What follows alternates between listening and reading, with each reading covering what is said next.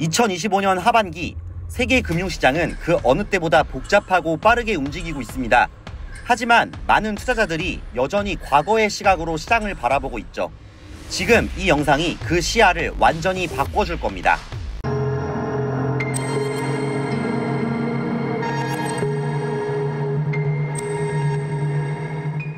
경제는 둔화되고 있다.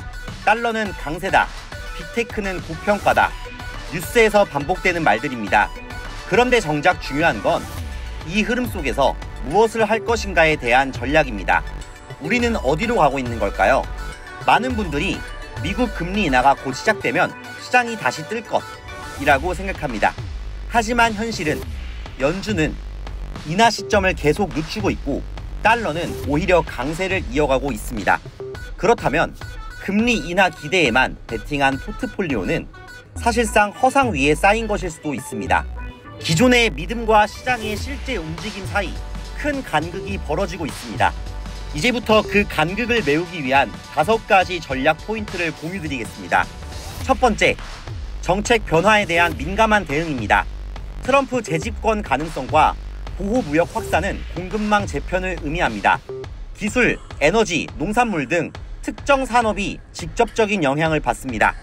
유럽, 중국, 일본의 기술 독립 움직임도 함께 고려해야 합니다. 두 번째, 증시에서는 성장 산업과 방어 자산의 양극화가 뚜렷합니다. AI, 반도체, 클라우드 중심의 테크 업종은 여전히 성장 동력입니다. 하지만 단기 변동성은 극심합니다.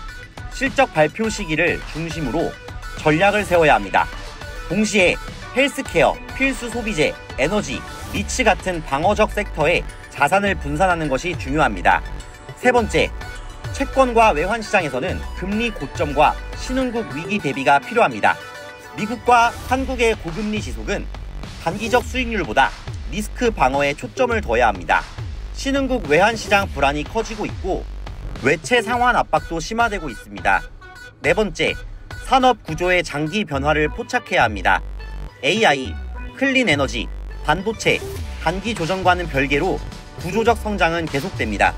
인도네시아, 베트남 등 신흥국은 인구 구조와 내수 성장을 바탕으로 새로운 투자처로 부각되고 있습니다.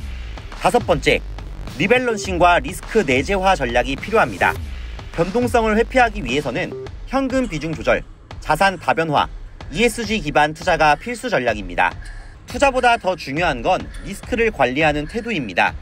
이러한 분석은 IMF, KDI, 국제금융센터 등 다수 기관의 2025년 중반 전망 자료와 실제 각국 정책 방향, 금융시장 데이터에 기반한 것입니다.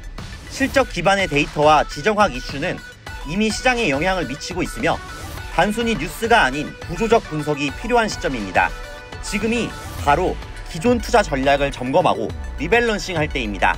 성장만을 쫓는 시대는 지났습니다. 이제는 위험 속 기회를 찾아야 합니다. 지금 당신의 투자 전략 괜찮으신가요? 생각보다 더 빠른 속도로 금융시장은 움직이고 있습니다. 변화의 시작은 정확한 정보와 차분한 전략에서 시작됩니다. 오늘 영상이 여러분의 투자 관점을 한 단계 확장시키는 계기가 되었길 바랍니다. 앞으로도 글로벌 경제 흐름, 산업 트렌드, 시장 분석을 쉽고 깊이 있게 전해드리겠습니다. 구독과 좋아요, 알림 설정 잊지 마시고요. 다음 영상에서 뵙겠습니다.